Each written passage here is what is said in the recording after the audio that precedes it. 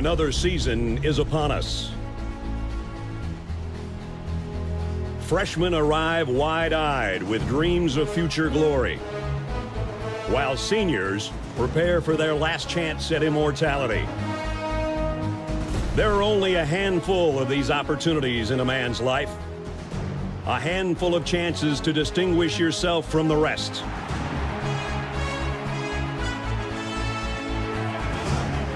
It's on these fields where history is made, where legends begin and heroes triumph. Traditions tell the story of what you represent, of those that forge the legacy you uphold.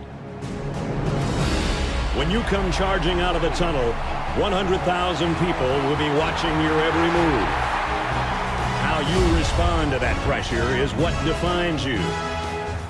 These are the moments that reveal your toughness, your determination, and your pride. The Roughnecks on the Sooner Schooner. Ralphie charging out of the gate. And Chief Osceola planting his spear.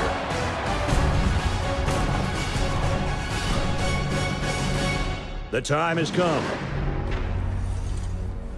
Your time is now.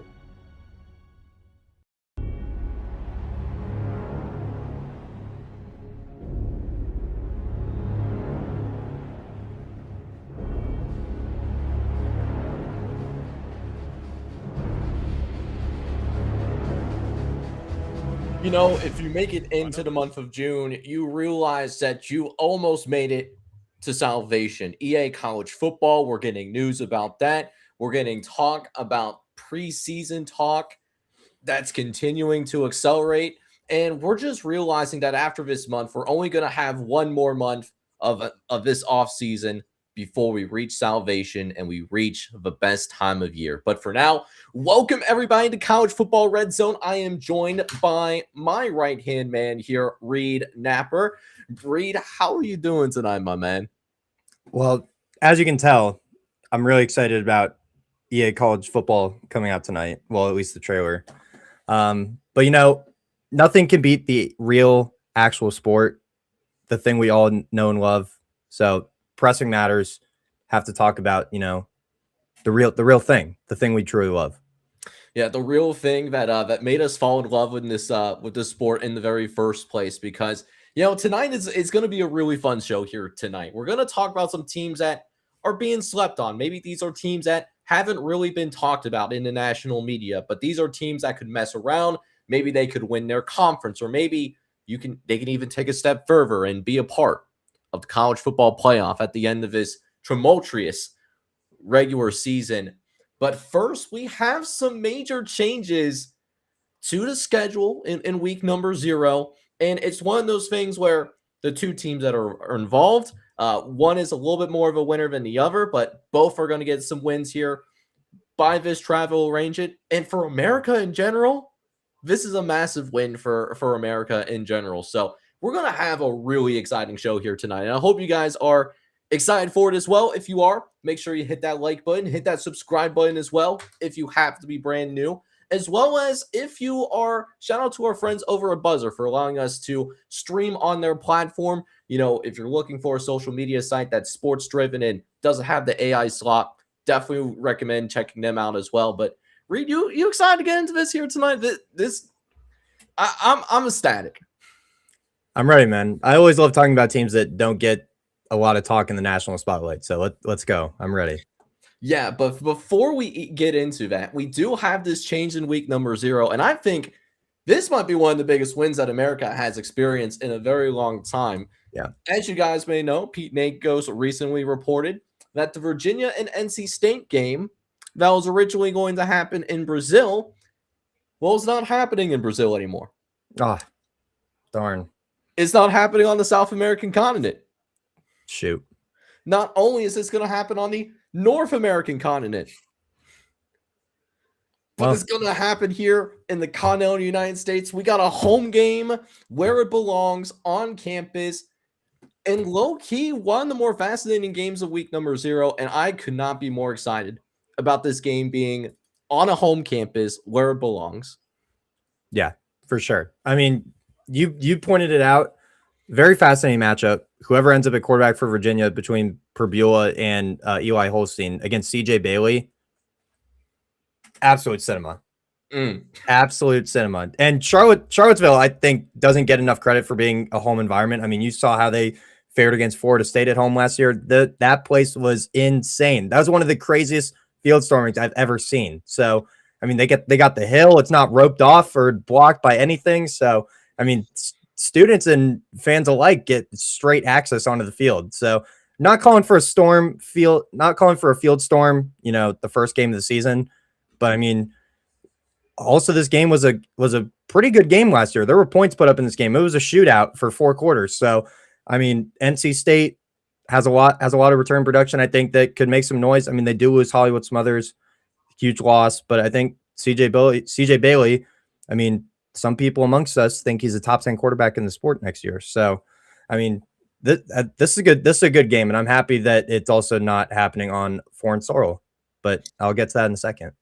Yeah, absolutely. And while I definitely feel bad for like the fans that ended up like paying, for all the travel arrangements to try to make it to this game, as well as, there is some overseas alumni that would have enjoyed having maybe a game on the country that they're residing in right now. I'm sure that there are some Brazilians that are living as Virginia alumni and living as NC alumni that would have loved to have this game happen in Brazil. And I understand like the frustration from that perspective. But man, like this is a conference game, and this is an underrated conference game. It's not getting talked about a ton, besides the fact that it is happening in week 0. But you mentioned it, Reed. Like this was a shootout last year. This was quietly one of the more entertaining games the entire college football season this year, and I think it's going to shape up to be an incredible college football game yet again here as we get into 2026. This time, not having an NC Stateville, happening in Virginia. Yeah, for sure. And I mean, another thought about it having on a home campus is, I mean, I put a tweet about it. I don't know if this is the complete death of overseas games, but I think it's a start. I think it's slowly going to start going in that direction. I mean, the fact we're even putting our amateur sport like in these foreign countries. I mean, it's not the NFL. It's not the best of the best that we have. It's not our premier product. So I don't know why we're even trying to go overseas to promote this product. I mean, I get it from a money perspective, obviously, but I mean, it's not our best product. So why even try to do it? Yeah, and that's another thing that I want to touch up on. Like, I understand that it's the same sport between college football and NFL. Like, it's played between the same white lines, both college and NFL. Like, we have 100 yards on the field, 10 yards is a first down. Like, fundamentally, the rules are the same for college football and professional football. But, the reason why it works well for the NFL to travel overseas is that the primary marketing item for the NFL is the quality of play between the best players in the world. Mm-hmm. But for college football, it's a different reason. It's all about the traditions. It's about the pageantry that makes these individual schools feel unique. And it's hard to kind of export that onto a foreign soil. You can try to replicate bits and pieces of it, but you can't replicate the whole thing. And, it kind of takes away from the soul of the game. And it feels like basically a dumbed down version of the NFL when you take it overseas. So I know the overseas people probably a little bit frustrated, but again, we get to see the full pageantry, and that's a win for everybody. Yeah, without a doubt. And again, we're trying to advocate for more home playoff games. Let's just have more home games in the regular season and stop the neutral sites and the foreign games until we get to the playoff. Like I'm for a neutral site game, but like in the semifinal in the national championship, I think neutral site games period need to go away. But I mean, financially, that'll never happen. Yeah, financially. And I will say this, like speaking of the ramifications down the line, I do think that it does create a substantial impact in terms of, who could potentially win this game, like looking at it from week number 0. Mm-hmm. So I'm curious to hear your thoughts, like if it changes anything, like from your perspective, like projecting long out. And I know we have probably another 2 months at least until we at least really dive deep into this game. But I wonder if it does anything to influence, at least like very early on, who you think who would win this game? Because for me, to be honest with you, I actually think it does. But I'm curious to hear your thoughts before I go into mine. I would have had Virginia as a slight favorite going into the game. I kind of have them maybe 1 or 2 points in favor of Virginia now, if I had to project it on a point spread. I think I think it's an underrated home field advantage for Virginia, especially, I mean, you're opening up the season. A lot of hype is going to be around the game, one of the first college games of the season. So I think Virginia has a comfortable home field advantage here. I'd say probably a 6-point spread. But I mean, again, it's going to be a very competitive game. Wouldn't be shocked if NC State walked into Charlottesville with a win. But it's going to be a rock fight for 4 quarters, without a doubt. Yeah, and it's absolutely going to be a toss up for me as well, even with the change in location. But what I thought about this, when I was thinking about this game holistically, even 2 months out, is I look at NC State and I look at Virginia in terms of what both teams did in the transfer portal this year, and also what they brought back. And when this game was originally going to be a neutral site game, I thought to myself, hey, I think Virginia is going to be a little bit of the more complete team with what NC State lost from a star power perspective. But I did also think that maybe organizationally, I think NC State has a better overall program.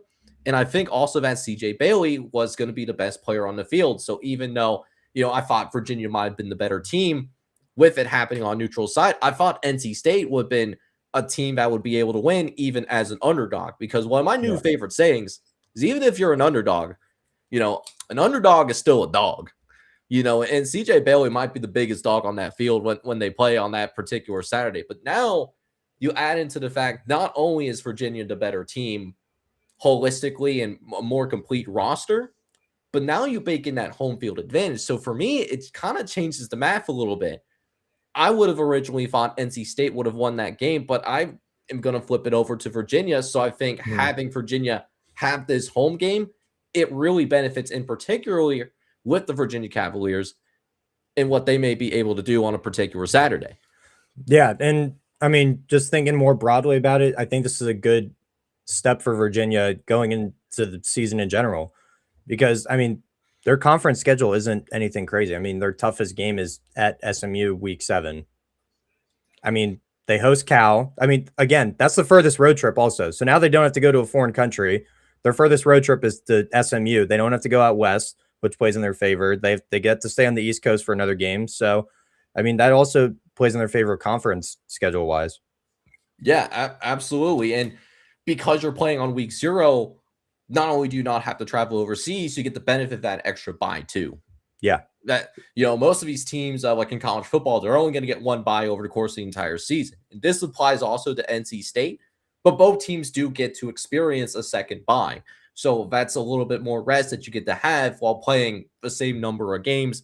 That could really be helpful, especially when you get into that second half of the season, when teams are going to be a little bit more bruised up, and they're going to be a little bit more dealing with more nagging injuries. Maybe not necessarily injuries that would take them off the field, but the type of injuries where you're not going to necessarily feel 100% either. So, yeah, this is nice for both teams that you get the benefit of that extra bye week without having to go and travel overseas. Because, man, when you travel overseas, especially when it's a very different time zone, and I know like the folks that are going to travel to London later on in the regular season, or the folks that are traveling to Dublin, Ireland for week 0. I mean, they're going to feel the effects of that particular experience from a time zone perspective.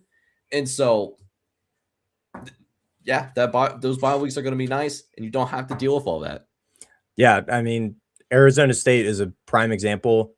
They have to play in London, England in week 3 of the season. Why are we sending a team from Arizona to London, England? I don't even know what that time change is, but it's a lot.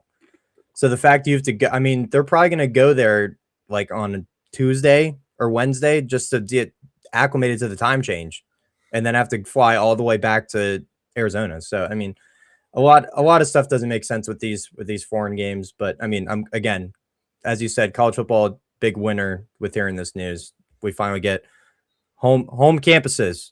Let's keep them there, please. Home campus. But yeah, like just please. one last thing that I want to touch up on, because I was just curious about, and I was looking at it on my phone. So from Arizona State to London, the time change would be a 7-hour difference. And what do we know what time that kick is?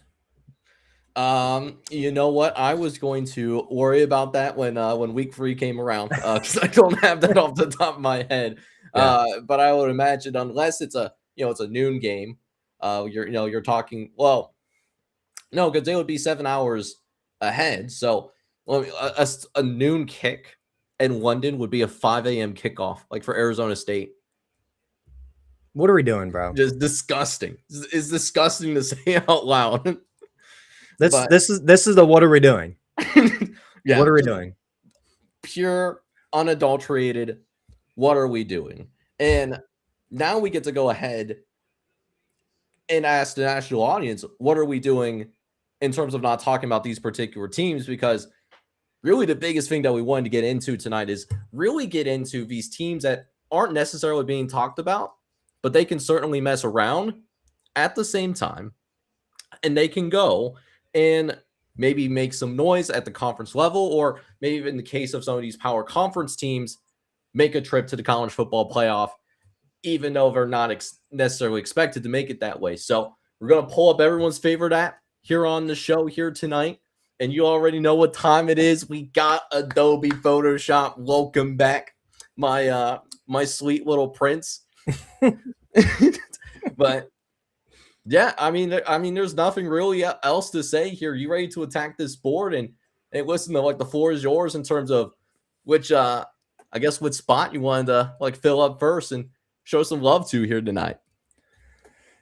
Now, I want to preface this. If we end up having the same teams for a couple of these, we did not share notes. We did not talk about this beforehand. The only thing I saw beforehand is how Jake did a wonderful job on this graphic. So Jake, thank you again for doing the great work for the people.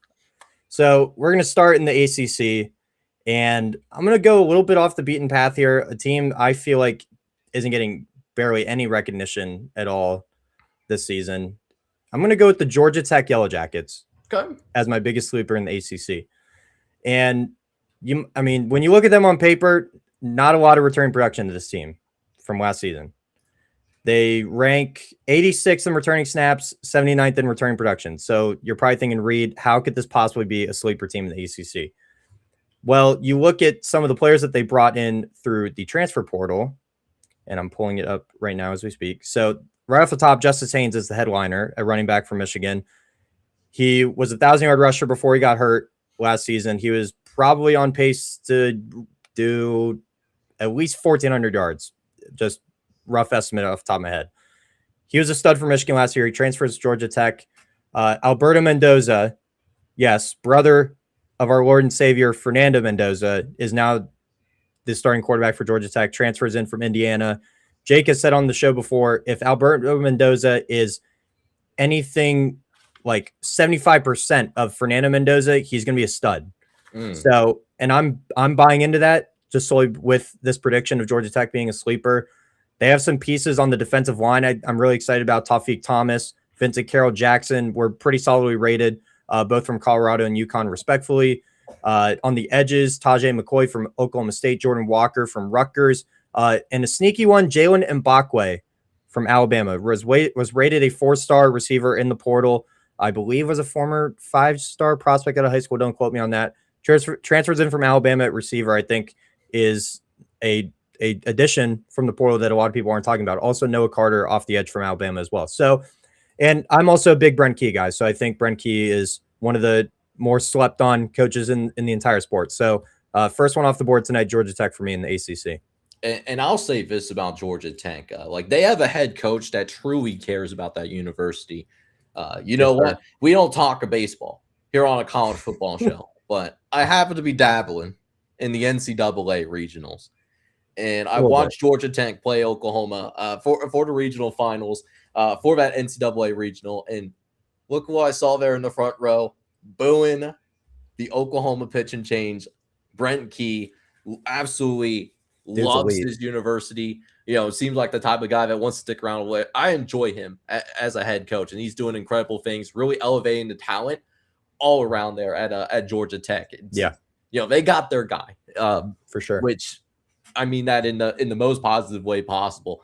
I ended up going in a different direction because for this particular team, so it's fascinating, right? When we talk about what happened last year with the debacle of the tiebreakers, 90% of the conversation goes into, well, how the heck does it happen that a 7-5 team ends up going to the ACC championship, but wins the ACC championship? And they finished strong. They won that Sun Bowl too, but still, the fact that they lost 5 games and made it to a power conference championship game, that's what most of the conversation towards the end of the year last year ended up being. But no one really talks about Virginia. Yeah. Virginia had a really good year last year, and some of it might have been, hey, they might have had the benefit of having some of those one-score games go their way. But, man, I look at this Virginia football team this year. It's not talked about enough. I really think they elevated the talent on this roster across the board. Besides maybe the running back position, but even the running back position, I think they might have a little bit more depth. And it's just the depth is there compared to what it was last season. And I look at this schedule as well, and we kind of touched up on it when we were talking about the implications of Virginia having a home game on their campus as well. I mean, besides, they don't have to go on a West Coast trip.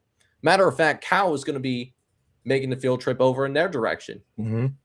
And then you want to talk about some of these other games outside of SMU.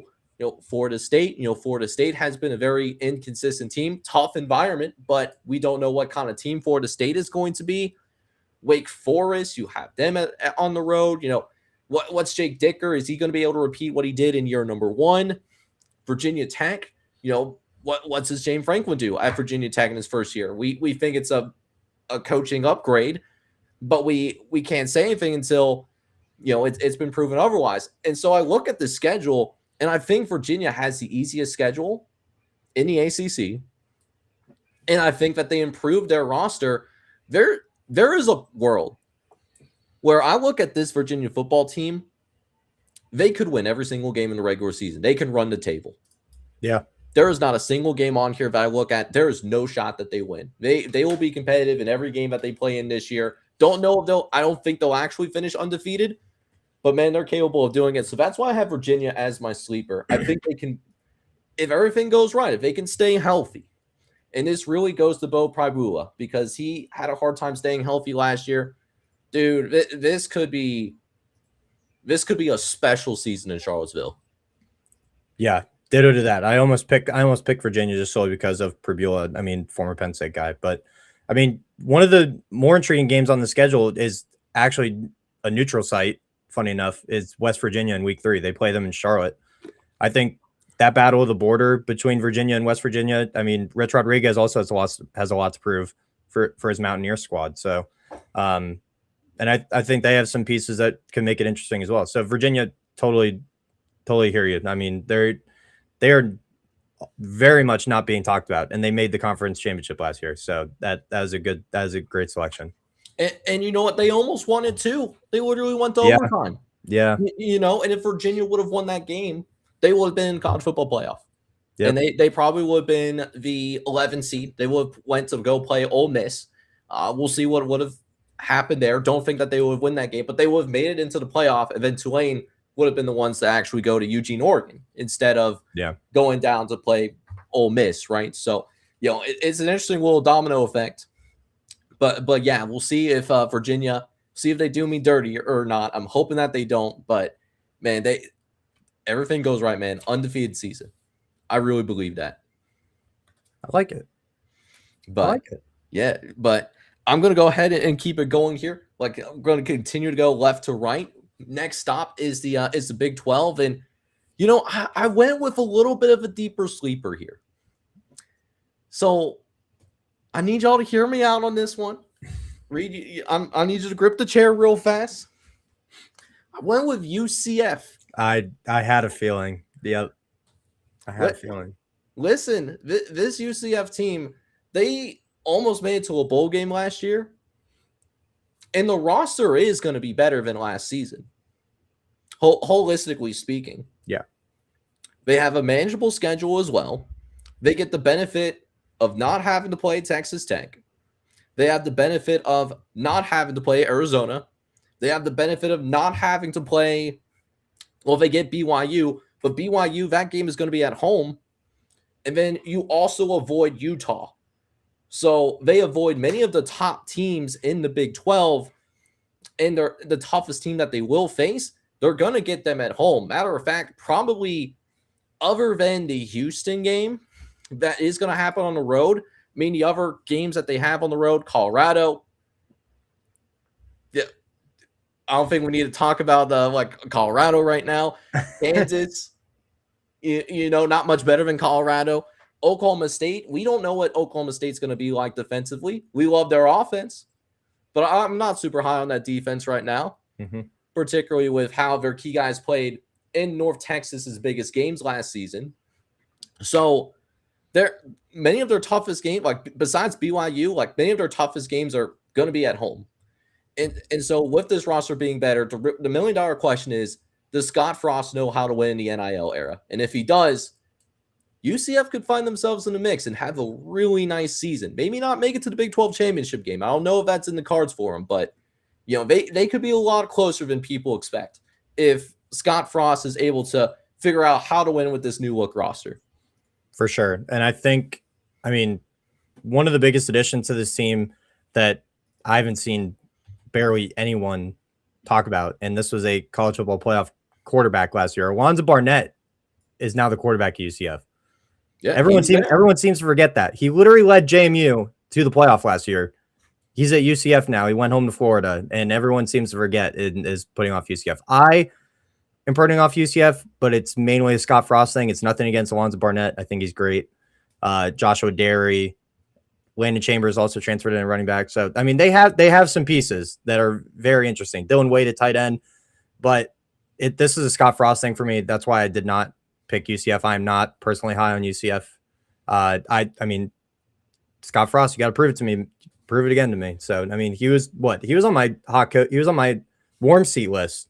He was on my warm seat list. So. I was here on the show. Yeah. Just last week, we did a warm seat. I remember you adding Scott Frost. Yeah, definitely. That wasn't ridiculous. He's definitely one I got to see it to believe it. But they have the capability to do that. That's without a doubt. I definitely believe that and agree with that. So I'm gonna go in a different direction in the Big 12. And shout out to Budge, great content, CF Budge. We both commented on his post about it, his post spring complete P4 rankings. Arizona is my Big 12 sleeper. And because of that, I think, we're both high on Arizona. And I think the national media is so caught up with your Texas Techs, your BYU. I've seen more people talk about Kansas State, Houston. I'm also high on Houston. I think Arizona is quietly not getting the respect they deserve. And I say this because, they returned Noah Fafita at quarterback. They returned both coordinators who were pretty solid in their own right last year. They returned 7 starters off the roster last season. I just think they're not getting enough respect as they should. Tay Brown on the defensive line, Chase Kennedy at linebacker. They have a few pieces holistically on this roster that I think if a couple things shake their way, I think they're playing in the conference title game. They have a tough test week 2 at BYU. If they can at least stay competitive in that game, Northern Illinois, Washington State, Cincinnati, at West Virginia, Iowa State, and then their run-in at the end of the season is kind of tough. At Texas Tech, they get TCU and Utah at home, at Kansas State, Arizona State. If they could go 3-2 in that stretch, maybe finish 9-3, how everything else shakes out in the conference, I think there's a slight chance they play in the conference championship. And I think Brent Brennan also doesn't get enough credit as a head coach. So Arizona, I think is being slept on personally. Yeah, and I think that Arizona team, I think they can't. I personally have them going 9-3.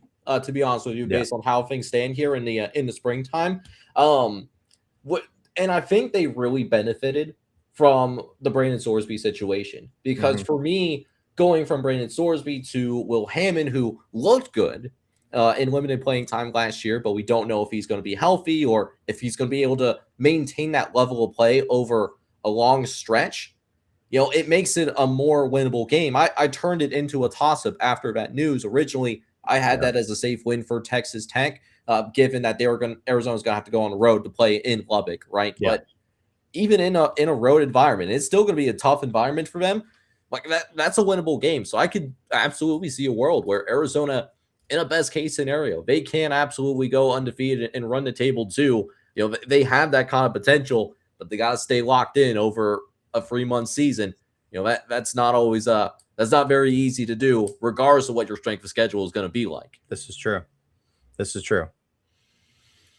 But shoot, man, you know, we are looking at the Big Ten up next. So I'm very curious to hear where you're looking at in terms of like who's your biggest sleeper team, like in the Big Ten Conference. So there's a couple directions I could go here. This is tough. This is tough because I mean, aside from the 3, 4, 5 teams right at the top, I mean, the middle of the pack is pretty condensed, all things considered. I think the direction I'm going to go in, I'm going to go with the Washington Huskies as my biggest sleeper. Good. I think they had, I mean, aside from the Damon Williams drama, and that's not even the biggest storyline, I mean, surrounding this team right now, I think. Jedd Fisch is a big question mark for me because I think he gets a lot of mixed reviews. I think he's either like a top 20 coach in the sport or he's not even ranked in like people's top 25. So I think this is a big prove year for him with the roster that he is with the roster that he's built in the Big Ten. Cole Dietrich is a huge addition on the offensive line. He comes from Sam Houston. Manuel Carnley at cornerback. Jaden Lamar at running back comes in from Oregon. Couple players from Ohio State. Bodpen, if I'm saying that right. Miller, wide receiver. All these pieces around a Damon Williams, I think, just elevate his play. And yeah, they lose a couple of big time receivers. They add Christian Moss from Kennesaw State. I think that's not being talked about enough. Even though he did play at Kennesaw State, I think that's a very solid addition at receiver. Mainly the defense is what excites me about this team. They also returned 15 starters completely on this roster. So, I mean, just complete continuity all across the roster. They retained both coordinators. I'm higher on Washington personally than other people I've seen in the space. So Washington will be my Big Ten sleeper. Yeah, and that Washington team, I think, is going to be a really good Washington team as well. And I'll say this about their home environment. That is a tough place to play that. Yeah. You know, out there in the Pacific Northwest. And especially if you get some of that weather that happens out there, you know, that could be a great equalizer. It could shut down an explosive offense in a hurry. Mm-hmm. And so it made me think about what I wanted to do for my Big Ten sleeper here. And I think this Washington team is capable of making the playoff. I think they have that kind of potential if they can get past the drama with Damon Williams. If not, you know, it could get ugly. I do think that is a huge wild card in terms of how that locker room rallies around that situation. Totally. So that could be really one of the teams that might have the most fluctuation out of the teams that are in the top half of the Big Ten. Yeah. I went a little bit of a different direction, though. But I did not go with Washington. I went with the USC Trojans. And so this is not for purposes of talent. I think they have quite a bit of talent on this team. The thing with USC, though, is that this schedule is brutal. Yeah. When you get into Big Ten conference play. Yeah. You get Oregon. You get Ohio State. You got to go make 2 cross-country road trips. Notably, you go play Penn State in what's likely going to be the whiteout game. You also have to go play Indiana, our defending national champions. Nothing more needs to be said there. But I'll say this, Reed. What if this team is a year early? Because we think that they're going to be a very good team right now. Yeah. What if it's an elite football team this year? What if Lincoln Riley has that defense completely turned around? What if Jay Maiava takes that next step and becomes arguably the best quarterback in the Big Ten? That's a scary proposition. People do not realize the kind of gravity that USC football has when they are elite, if they are elite this year, we're going to hear about it. So I'm going with USC. They have the talent to do it. But, man, they're going to have to lock in once that Big Ten schedule starts. 3 cross-country road trips. Playing 4 top 15, 20 to 20 teams in the country in conference play. It's not going to be easy. But, dude, what if they're a year early, man? That's all I got to say. I think they're a year early from making the playoff next year. No, I mean, spoiler. I think USC makes the playoff next year. I mean, to your point, the road games in conference are tough. The schedule holistically is tough, but to have that kind of road schedule while you're also 3-7 since joining the Big Ten and road games doesn't help you. This is a huge question mark with Gary Patterson. He's been out of the coaching realms for a little bit, but I mean, you're buying the hype with Gary Patterson, man. So I respect it. And Jaden Mayava is a high level quarterback, at a minimum top 7 quarterback in the sport at a minimum. Jaden Mayava is legit. So they got some pieces, dude. Also, shout out King Miller. I love King Miller at running back. So, maybe not an all name type of guy. No, but that's a pretty cool name too. You got to play some honorable mention. Yeah, honorable mention. We like to have that honorable mention like at the bottom. Save the grief. But yes. Yeah, dude, what if this USC team is a year early? Man, that would be so good for the sport. USC being good makes the sport better. That's without a doubt. Yeah, just one of those teams that makes the sport better. But it wouldn't mind having a little bit of chaos, wouldn't you say? Or something different. Besides maybe some of the teams that we're used to being at least pretty good. Yeah. Which leads me to my SEC sleeper. I went with Vanderbilt. I gotta respect that, man. I gotta respect that. Put it there, man. I gotta respect that. Yes. Thank you. Thank you. Shout out Clark Lee, bro. Listen, let me say this about Vanderbilt. All the schedules in the SEC are really tough. So you could take this first point with a grain of salt. Yeah. Vanderbilt does have the easiest schedule in the SEC. Besides the Georgia game that's going to happen at Sanford Stadium, all of their toughest games are going to happen at home. It's going to be in their own building. Ole Miss at home. Alabama at home. Their rivalry game against Tennessee at home. The road game split, though, outside of Georgia, though, I'll say this. Besides Georgia, every team that they're going to go up against either has a brand new head coach or a head coach that's going to be on the hot seat. Auburn, brand new head coach with Alex Golesh, needs to prove himself. Kentucky with Will Stein, needs to prove himself. Mississippi State, is Jeff Levy the right guy for the job? We'll have to wait and see. Florida, John Summerall, can he turn around this Florida football team? We'll have to wait and see. And then how about that true freshman quarterback, Jared Curtis? Yep. What if he's him? What if he's what people wanted Bryce Underwood to be? Vandy fans thought they had it good with Diego Pavia. Just you wait. Because I will say this, maybe they might not have the same star power, but they've elevated their talent wholeheartedly over the last couple of years under Clark Lee. The NIL era, been kind to Vanderbilt. They got money. Especially because they changed their academic standards. So a lot of transfers that wouldn't have been eligible even academically to go to Vanderbilt now are going to Vanderbilt because they can get in there. So yeah, dude. Yeah. Gosh, that's a great. You believe yet? That's a good pick, man. Damn. Dude, I mean, let alone Jared Curtis coming in there. They return their starting running back. They return their top receiver. I mean, defense doesn't have a ton of holes on it. They return 9 starters holistically. 6 of them are on defense. Like Tim Beck is a top 10 offensive coordinator in the sport. Like, dude. And this is, I mean, this is a Clark Lee thing. They've earned the benefit of the doubt at this point. To see with my own very eyes, the Vanderbilt Commodores winning 10 games last year, they've earned my respect.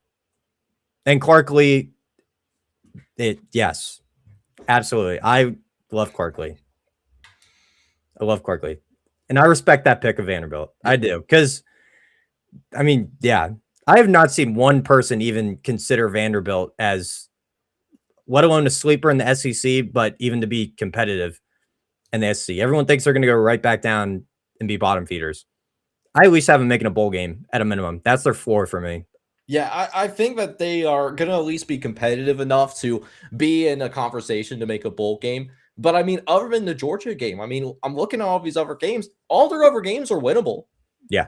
You know, like them going on the road to play Georgia with a true freshman quarterback. Okay, I get it. I understand it. But like 11-1, like that ceiling is there. Like they're not going to be a dramatic underdog in these other games. So, I mean, not saying that it will happen. I like it. It would be fun if it did. I like it. Vanderbilt was one of the 3 teams I was considering. So, I mean, that's ironic. I will go with one of my other 2 teams. I'm going to go with the Missouri Tigers. Okay. By the way, Vanderbilt, I would have as my sleeper. You put Vanderbilt for me. So just letting you know that before you fix it.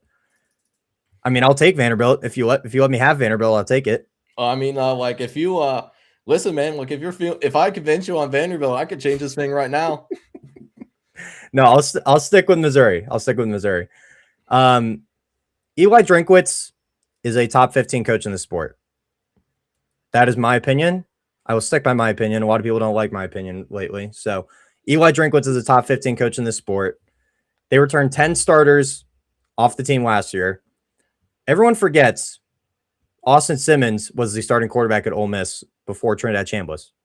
No disrespect to Trinidad Chambliss. He is at minimum a top 2 quarterback in the sport.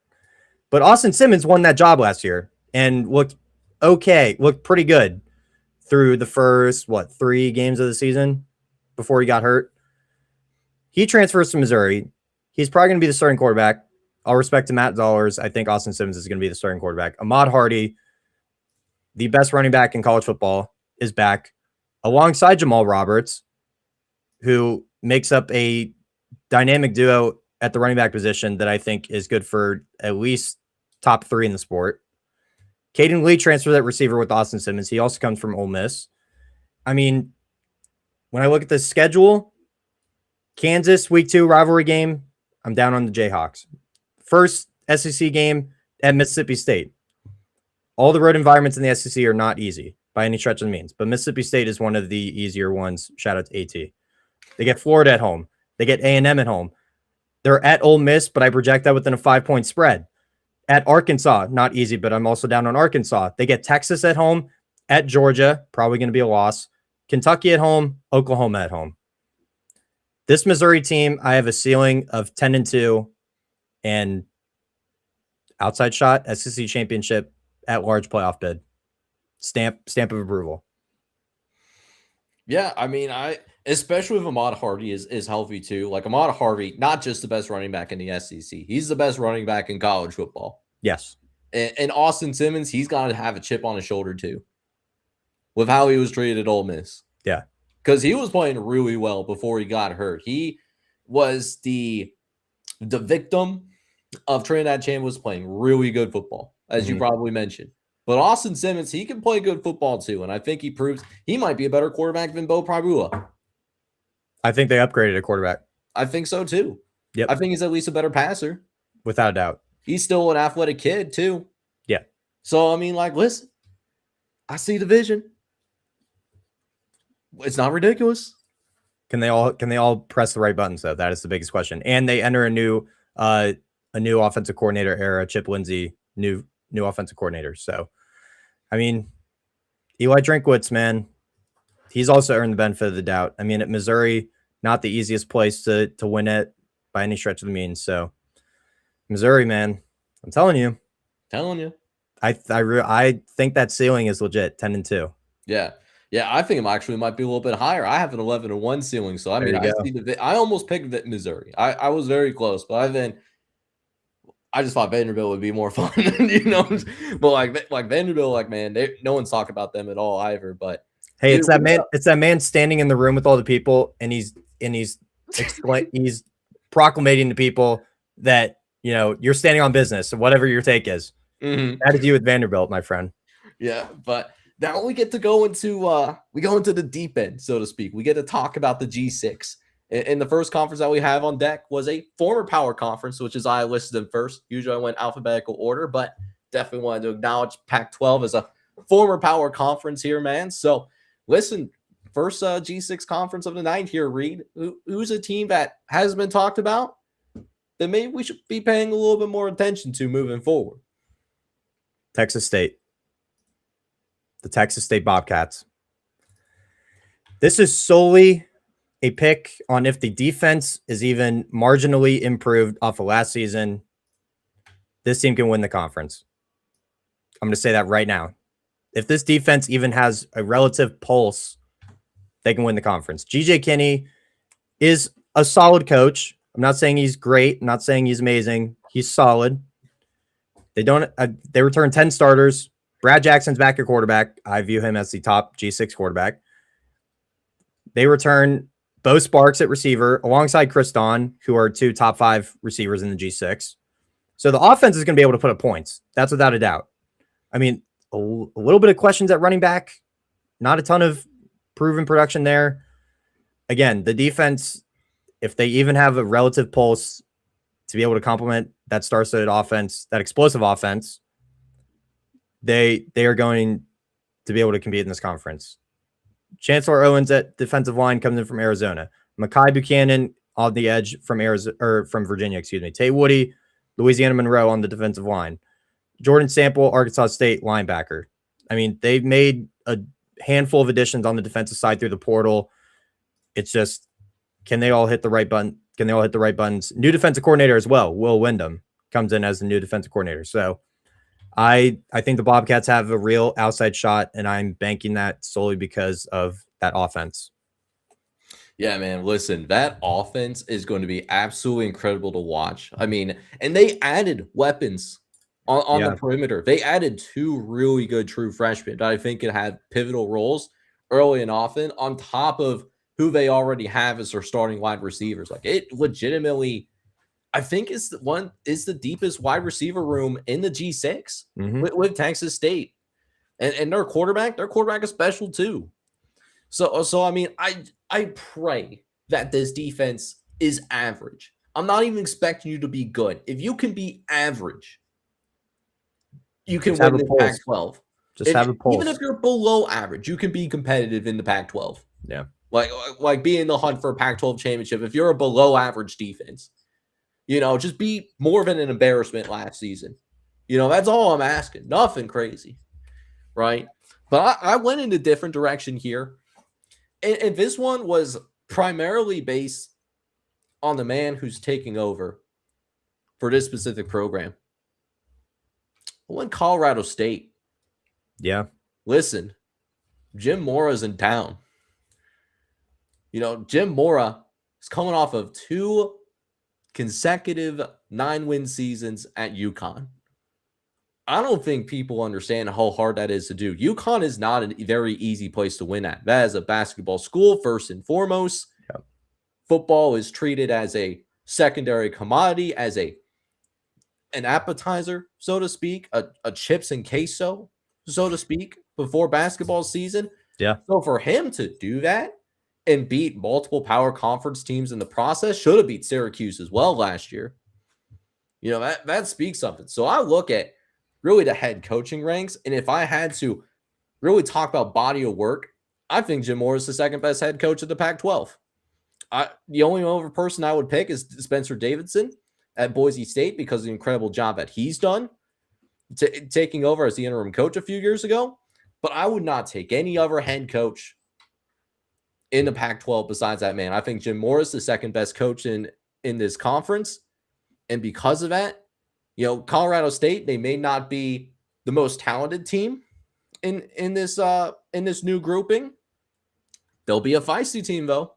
Yeah. They're going to be a better coach team. So we'll see what happens with this Colorado State squad, man. But, man, they can do some damage. I totally hear you on Jim Mora. I think that was a great hire for Colorado State. I think it's just going to take some time, personally. I think build a roster that can compete with the Boise States, the San Diego States, and I think Jim Mora can make some noise at Colorado State. I think it'll just take time. But I hear you. I mean, shoot, anything is possible nowadays in college football. So I hear you on Jim Mora, though, for sure. And then I'll go ahead and take a step further as I get ready to jump into one of the more patriotic conferences, the American.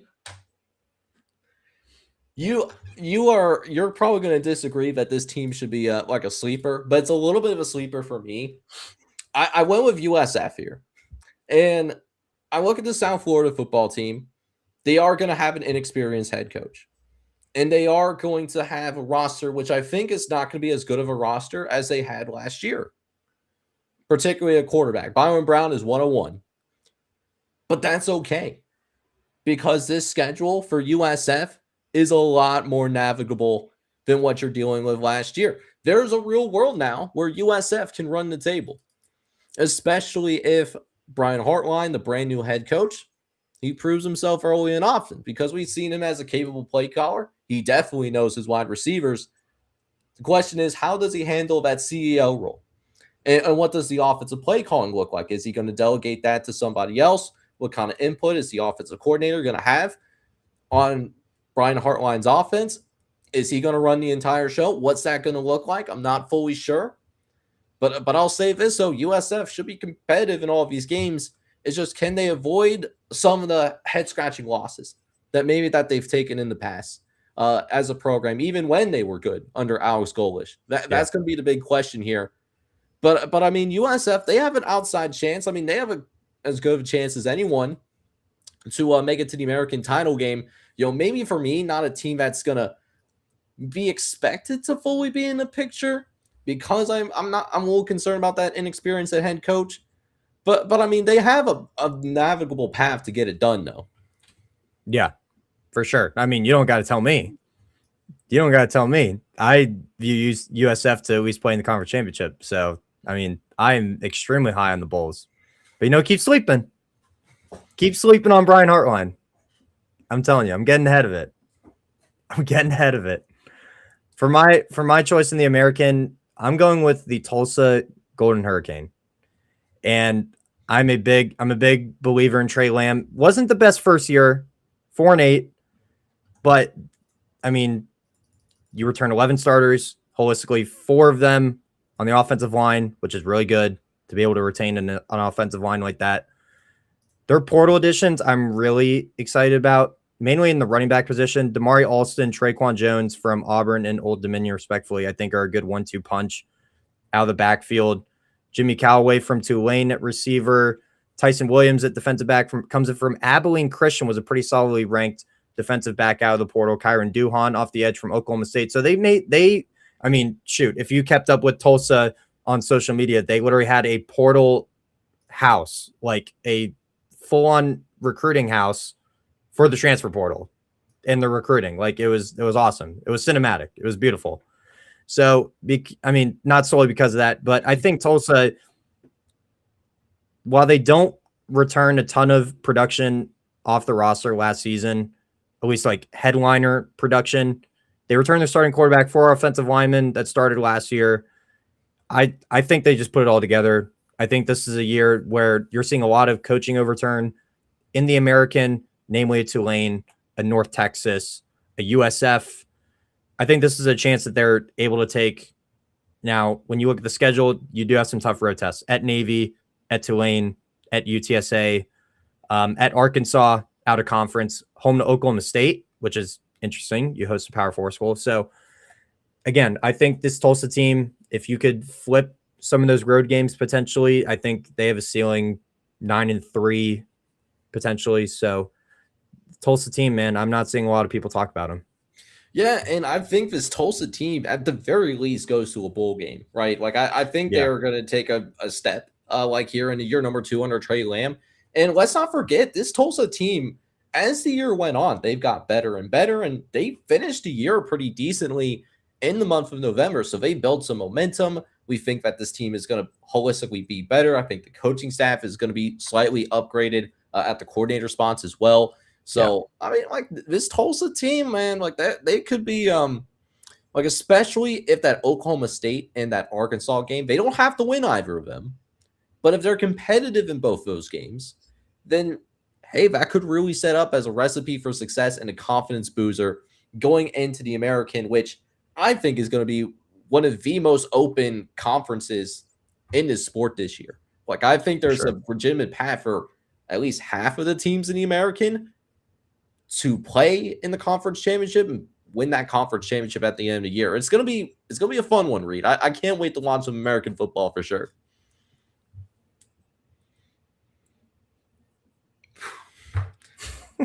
But you know what I'm also looking forward to as well? Weekday CUSA? Weekday CUSA in the month of October. You know, we need a little bit of – I didn't even realize I did this, but I have the two conferences that are primarily responsible for those random Tuesday and Wednesday games in the middle of the season right next to each other. I did not do that on purpose, but I'm kind of glad that I did. And so here I find myself on the doldrums of the CUSA.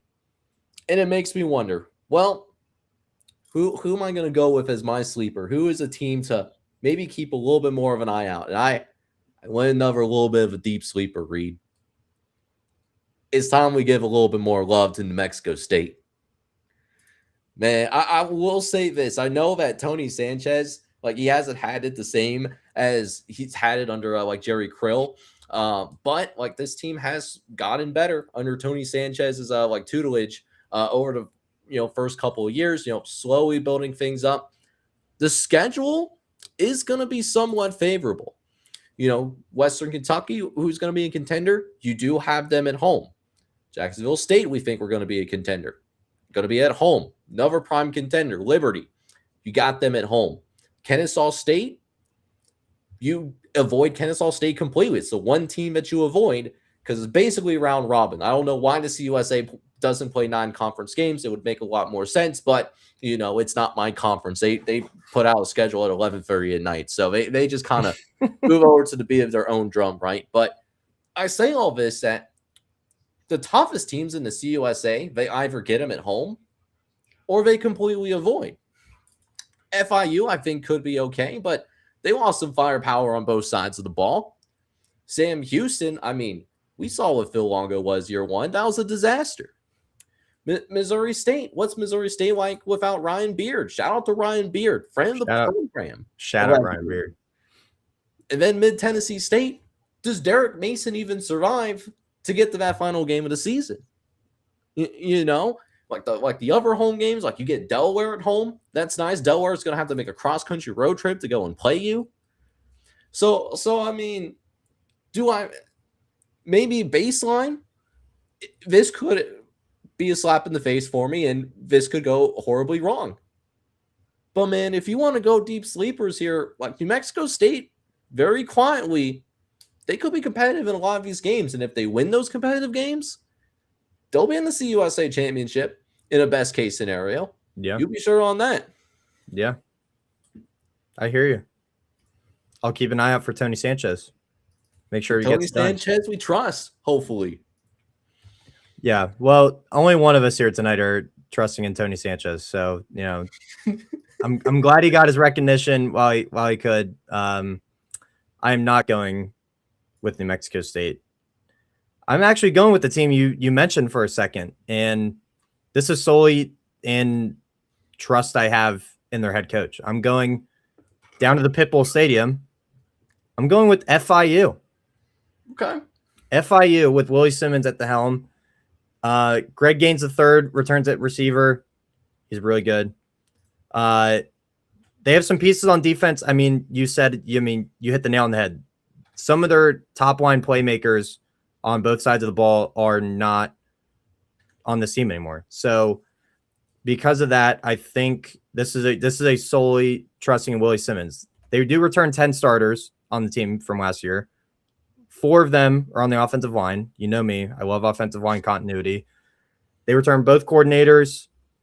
Just when I look at this team, I think to be able to play in a bowl game year one at a school like FIU, which isn't like world beaters by any stretch of the means, I think that's a huge success to be able to build on in year two under Willie Simmons. So because of that, I think they have a ceiling of 8-4.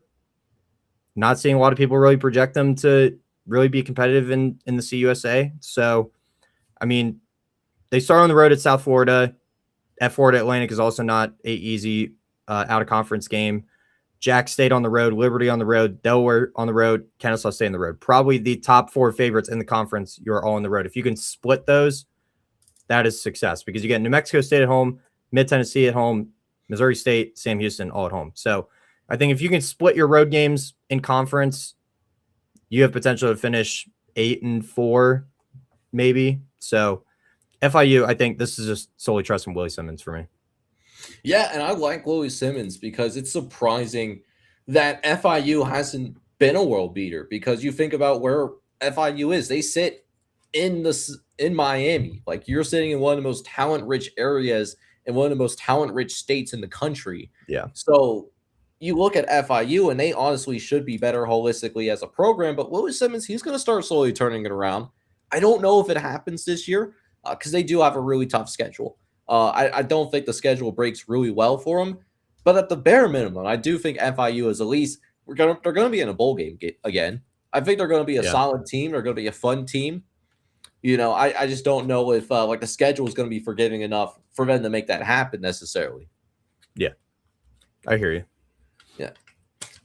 But what about that other midweek conference that we love? A national institution, a national treasure, the MAC. I mean, what we would be humble peasants if it wasn't for the MAC.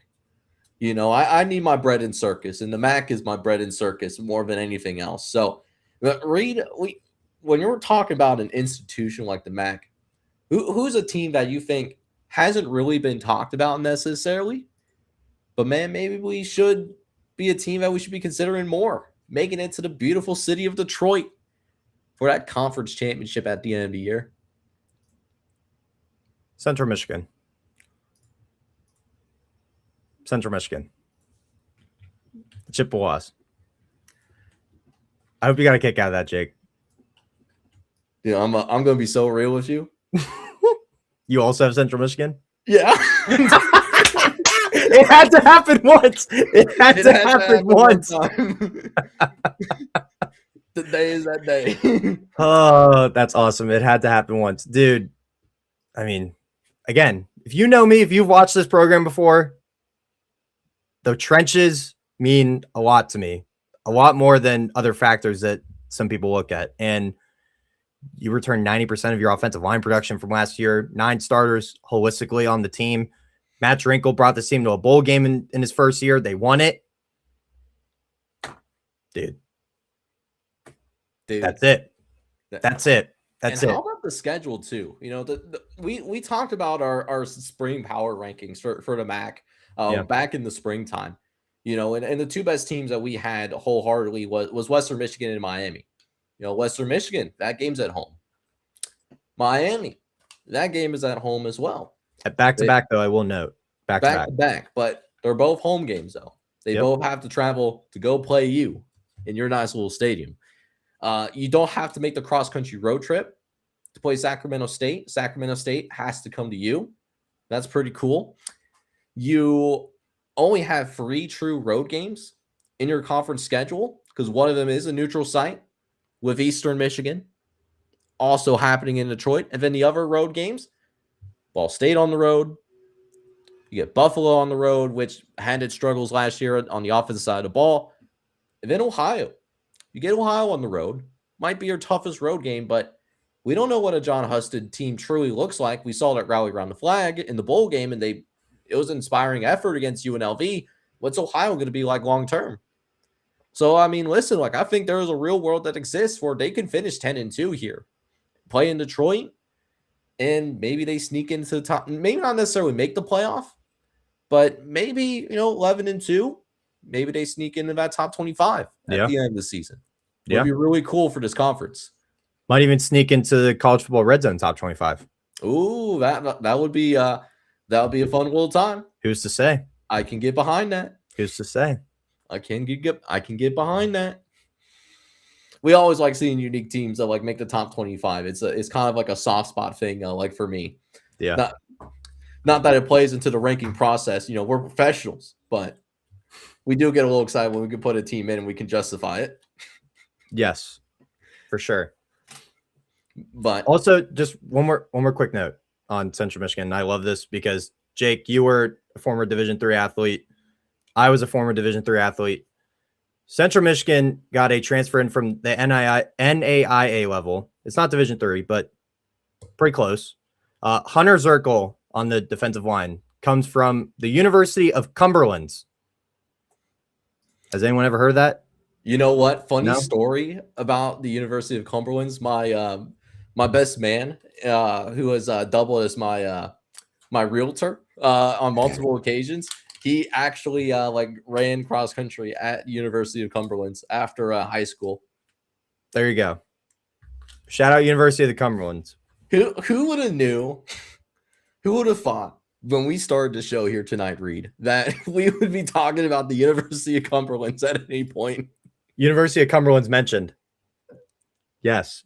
Also, just because Hunter Zirkle, 73 tackles last year, 23 and a half tackles for loss. In his career, sorry. 73 tackles total, 23 and a half tackles for loss, 13 and a half sacks. I mean, dude was a monster. So if he's able to replicate that Central Michigan, I'm putting you on notice now. Hunter Zirkle. And I mean, if you equate that to an NFL schedule, I mean, we're talking about Myles Garrett numbers. Yeah. Yeah. So in that equation, Hunter Zirkle is about to make millions of dollars in NIL money. So yep. He gonna be a rich man. If he does Central Michigan, I'll tell you what. He's gonna get some love for the the NFL. But man, we're getting down to our last couple of conferences here. I'm curious to see if we're gonna have any other matches here. You know, I'm glad that we have some love for Central Michigan, but I'm curious if we're on the same length for the Mountain West as well. So I'm curious now. Who you're looking at in the Mountain West that you're like, man, maybe we should be talking about them a little bit more now. You've actually convinced me on this team, Jake. Oh, did I? You have. And I have to preface this because he will be watching this at some point. Sorry, Dad. I had to do it. I'm going with Troy Calhoun and the Air Force Falcons. I got to. I have to. And I mean, again, let me preface this. The service academies are completely different situations than every other school at the FBS level because they can't use the transfer portal. And because of that, I mean, you're basically banking on returning players year over year to have any relative success other than, you have a good coaching staff. Case in point here, Troy Calhoun now entering his 20th season at Air Force. He's 139-97 with the Air Force Falcons. Yeah, they went 4-8 last year, but you return your starting quarterback. You return a couple pieces on the offensive line. You return 12 starters overall. I think it's a lot of good pieces to build on. New defensive coordinator. I think that could bring some momentum to a defense, that kind of looked shaky last year. Obviously went 4-8. So Air Force, this is a Troy Calhoun trust spot, bounce back. I think Air Force at least goes bowling next season. And man, I'll say this: I don't have Air Force as a sleeper team because I've been awake on this team since the springtime. I've been talking about them for a while now as a team that could win borderline double digit wins, and they have a quarterback whose name is I'm having a complete brain fart right now. And of course, Liam Sarska. Yes, Liam Sarska, quietly one of the best quarterbacks in the G6. Doesn't get a ton of love because he doesn't throw the ball much. He's in an option offense, but man, that kid is good. That kid is absolutely special. If that defense has a pulse, because that was a problem for much of the season last year, but it did get better as the year went on. Air Force is going to be a problem. So, I mean, I love that Air Force is going to get some love here, but I went in a different direction because I have been talking about Air Force for quite some time. So I wanted to go a little bit more of a different path. And I went down the beaten path. I found a random trail. I went down the random trail. And when I got to the other side, I found this team. And I don't know if this team is going to, I don't know how close they're going to get to the Mountain West title game, but I think there's some breakout potential here. I went with Nevada under Jeff Tody. I look at this Nevada football team, and maybe they are going to be a bottom tier team in the Mountain West again. That could very well happen here. But I think about the progress that they went through as the year went on, where as the season progressed, Nevada was playing better football in the month of November, culminated with a blowout victory over San Jose State, who has quite a bit of offensive talent over there in San Jose State last year. So what if that carries over to next year? So and this is a year where Jeff Tody is going to have some competitive pressure as well. So it's a very much a deep sleeper, but it is certainly a team that I'm going to monitor. They do get Hawaii at home, which is nice. They don't have to travel to Pacific Islands. UNLV, it's a road game, but it's in an NFL stadium. So, we'll see what happens with UNLV. You're traveling in the same state. You get New Mexico at home as well. You get Air Force at home as well. And then a couple of road games that you have, UTEP on the road. We're not too high on Scotty Walden at the moment and his guys. So and NIU on the road as well. Does NIU have an offense? Like actually.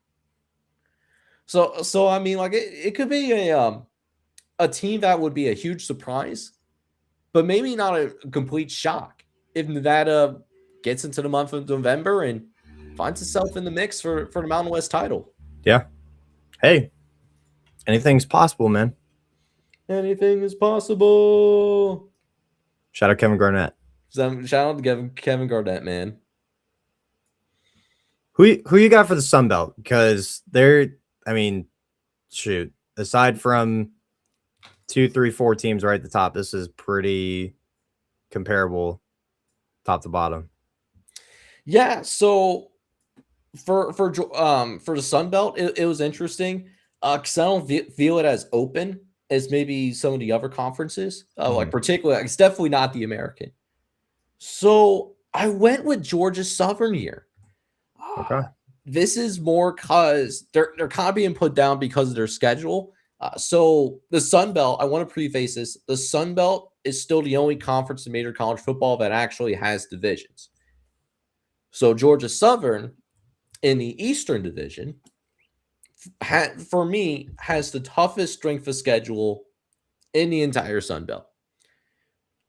But I look at this team from a holistic standpoint, and maybe outside of quarterback, and I know J.C. French was a little bit up and down for the Eagles last year. This actually might be one of the best teams in the Sun Belt. Maybe outside of a Troy, maybe outside of a James Madison. This might be my third best team, but when it comes to actually winning the Sun Belt, it's always about James Madison. It's always about Troy. I saw Old Dominion get some love like this offseason as well. Not a lot of love for Georgia Southern here. And it's time for that slander to stop. Clay Helland, if things go right here in 2026, he's a very offensively gifted head coach. 10-2. Hosting a Sun Belt championship. Hoisting that Sun Belt crown at the end of the year. That path is there. And listen, they got James Madison at home. They at least got that. They at least get Marshall at home. That's another possible breakout candidate as well. Louisiana Tech's at home as well. Good team. Solid team. Would be a championship contender if they were in the CUSA. They're here in the Sun Belt. So good squad. So I mean, like, listen, they can lock in on this tougher schedule. Georgia Southern can do something special this year. All right. And Todd Helton, we trust. And we are indeed. I like it. I'm going in a different direction. And to me, this team is a sleeper. They may not be to you, Jake, but I haven't seen a ton of people when we are talking about the Sun Belt bring up this team. And I'm going with Louisiana. Okay. As my sleeper. And start at the top. This schedule, they avoid JMU. They avoid Marshall. They avoid Old Dominion. So you're avoiding 3 of the big contenders in the conference. At Charlotte, at Southern Miss, at Louisiana Monroe, at Georgia State, at Louisiana Tech. I project them to be favored in 4 of those road games. At USC is going to be a challenge, but that's out of conference. Lamar, UAB, both of those should be wins. Charlotte's an out of conference game, excuse me, but I project them to win that game. So Arkansas State at home, Troy at home, South Alabama at home, Coastal Carolina at home. Yeah, I don't see any tough road games either. I mean, Louisiana Tech on the road might be the toughest game. Yeah, it might be their toughest one. And I mean, I talked about how good they would. They would look much more heavily looked upon if they were in the CUSA still. But in the Sun Belt, I mean, Louisiana Tech is probably profiling to be an average to an above average team in the Sun Belt. Mm-hmm. And I mean, like Southern Miss, you what? And they returned 10 starters, 3 of them in the offensive line, 70% of their production. Love that. Lunch Winfield, all name team. Love that. Yep. If he could clean up on his interceptions, I think he has potential to be a top 10 quarterback in the G6.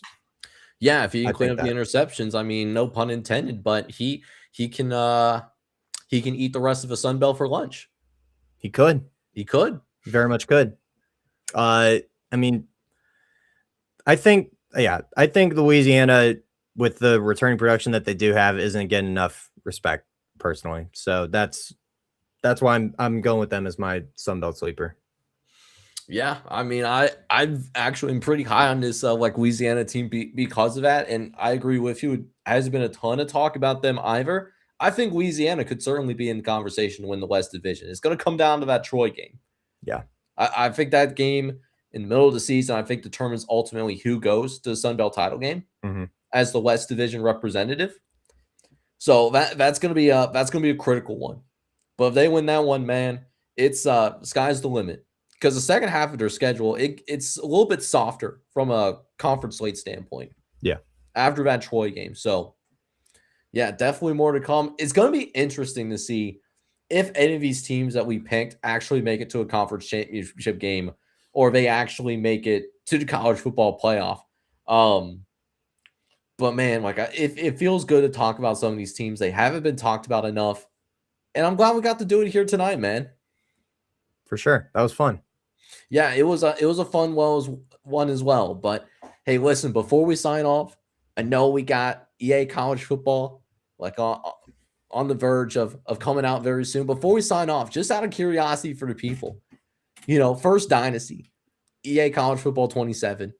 Who are we rocking with? See, I guess it's from if you have the perspective if you want to do a rebuild or you want to pick like a relative contender or not. I'm probably, I haven't really thought about this. FAU. Okay. I like that offense. Yeah, we rock with Caden Vandekamp. We thinking that you can cut the turnovers down on his behalf? I think I can. Yeah. Listen, me personally, if I got my hands on the game, I am running straight to that Fargo Dome. I am picking up on North Dakota State. I want to touch up on that Fargo Dome for sure. I'm curious to see what it looks like in the game. I think it's going to look spectacular. But hey, we're going to get ready to sign off here for tonight. And thank you guys so much for listening to some solid college ball. As we are less than 90 days out from the college football season, we might be on the verge of. I think we're at 83. If I remember correctly, we're closing in really quickly. Yeah, it can't get here soon enough. I'm itching, dude. 86 days. I would be ecstatic if we just stop the offseason talk nonsense and I can't wait to talk actual games here. It's gonna come here soon enough. But guys, thank you guys so much for listening in on the show. If you haven't done so yet. If you're on Twitter, make sure you hit that follow button. We got a good one in store, especially in the next couple of months. You on YouTube, hit that like button, hit that subscribe button. It helps me out. It helps Reed out. He is streaming on his YouTube channel and his Twitter platform as well. That is his handle. Go and check him out as well. Great co-host. He's got some great content over there as well. And finally, on Buzzer. If you haven't been on Buzzer, make sure you go check out the boys on Buzzer. And if you end up signing up for a Buzzer account, make sure you find us over there. College Football Red Zone, Love for the Game Pod. But, dude, we're going to go ahead and sign off for tonight. But hopefully you guys are all out there having a good one.